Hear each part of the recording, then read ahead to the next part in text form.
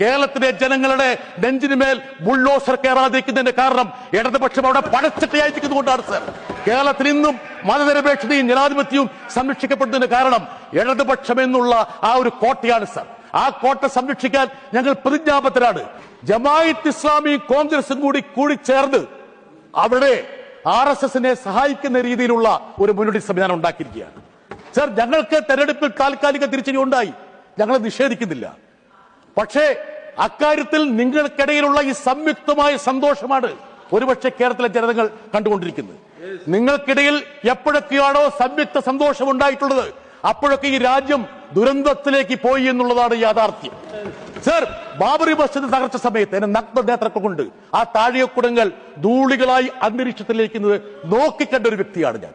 അന്ന് മസ്ജിദിന്റെ തകർച്ചയുടെ ക്രെഡിറ്റിന് വേണ്ടി നിങ്ങളും അവരും കൂടി പരസ്പരം മത്സരിക്കുകയായിരുന്നു. ഇതാണല്ലോ യാഥാർത്ഥ്യം.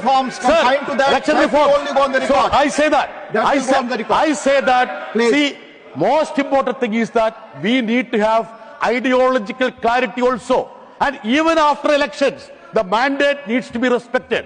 When horse trading happens, when massive defection happens, when resorts become sanctorum, the purity of the elections are in question, sir. So how to deal with that? My friend was talking about anti-defection law. At that time we had this anti-defection law which prevented retail defection. Now wholesale defection is happening, sir. That's why when I am talking in terms of that, Jammu Kashmir ഞങ്ങളുടെ ധീരയോദ്ധാവ് മുഹമ്മദ് യൂസഫ് തരിഗാമിയെ തോൽപ്പിക്കാൻ വേണ്ടിയിട്ട് ജമാഅത്ത് ഇസ്ലാമിയും ഇവരും കൂടി ഒരുമിച്ച് കൈകോർത്തു. അതിന്റെ മറ്റൊരു അധ്യായമാണ് ഇവർ എഴുതി ചേർക്കുന്നത്. ഈ കൂട്ടുകെട്ട് കേരളത്തിലെ ജനങ്ങൾ നോക്കിക്കൊണ്ടിരിക്കുകയാണ്. ഒരു കാര്യം ഞാൻ പറയാം, ഇന്ത്യയുടെ മതനിരപേക്ഷതയും ജനാധിപത്യവും സംരക്ഷിക്കാൻ ഞങ്ങൾ പ്രതിജ്ഞാബദ്ധരാണ്. അവസാന ശ്വാസം വരെയും ഞങ്ങൾ അതിനുവേണ്ടി പോരാടും. അതിനാരുടെയും സർട്ടിഫിക്കറ്റ് ഞങ്ങൾക്ക് ആവശ്യമില്ല എന്ന് പറയട്ടെ sir. I am telling you, when the Congress leader relinquishes his post and give that Rajya Sabha term to a BJP member to make him a minister here, don't you think the mandate is in question? Thiruvananthapuram കോർപ്പറേഷനിൽ പ്രധാനമന്ത്രിയും ഇവരുടെ പ്രവർത്തക സമിതി അംഗവും കൂടി ഒരുമിച്ച് കൈയടിക്കുകയാണ് BJP ജയിച്ചു എന്ന്. കഴിഞ്ഞ ലോകസഭയെ അപേക്ഷിച്ച് 47,000 വോട്ടിന്റെ കുറവാണ് BJPക്ക് ഉണ്ടായത്. അതേസമയം ഇവർ രണ്ടുപേരും കൂടി കൈയടിച്ചുകൊണ്ട് പറയുകയാണ് അവിടെ BJP വലിയ വിജയം നേടിയത്. ഈ ഒത്തുകളിയെ തിരിച്ചറിയാനുള്ള ആർജവം ഞങ്ങളുടെ ജനങ്ങൾക്കുണ്ട്, ഇന്ന് ജനതയ്ക്കുണ്ട്. ഞങ്ങൾക്കുണ്ടായ തിരിച്ചടിയിൽ നിന്ന് കരകയറാൻ വേണ്ടി ഞങ്ങൾക്ക് നിഷ്പ്രയാസം കഴിയും. ജനങ്ങളെ ബോധ്യപ്പെടുത്തിക്കൊണ്ട് ഞങ്ങൾ മുമ്പോട്ട് പോകും. പക്ഷെ നിങ്ങൾ ഓർത്തോളൂ, നിങ്ങൾ കളിക്കുന്ന തീക്കളിയാണ്.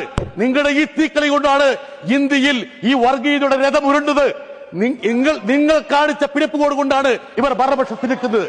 കേരളത്തിലെ ജനങ്ങളുടെ നെഞ്ചിനുമേൽ ബുൾഡോസർ കയറാതിരിക്കുന്നതിന്റെ കാരണം ഇടതുപക്ഷം അവിടെ പടച്ചട്ടയായിരിക്കുന്നതുകൊണ്ടാണ് സർ. കേരളത്തിൽ ഇന്നും മതനിരപേക്ഷതയും ജനാധിപത്യവും സംരക്ഷിക്കപ്പെടുന്നതിന് കാരണം ഇടതുപക്ഷം എന്നുള്ള ആ ഒരു കോട്ടയാണ് sir.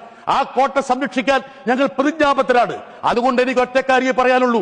When we discuss in terms of electoral reforms, that is absolutely required to see that end to end the system has to be cleaned up. We need to have a free and fair election. For that we need to have a neutral umpire. If the umpire is perceived to be, sir, I am coming, perceived to be seen siding one party, the faith of the people will be lost. And also that the big money need to be curtailed.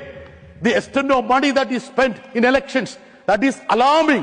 My friend from Telangana will say that it would be 200 times that of Kerala, the election expenditure, and this is spreading like a virus.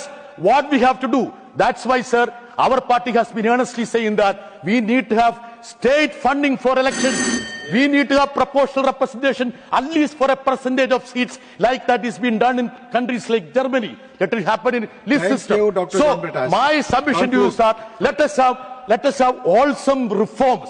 Let us not talk in terms of one election commissioner or chief election commissioner. Let us see what ails our electoral arena. Let us see the sanctity of the elections. The mandate are respected, sir. Thank you very much. Thank you.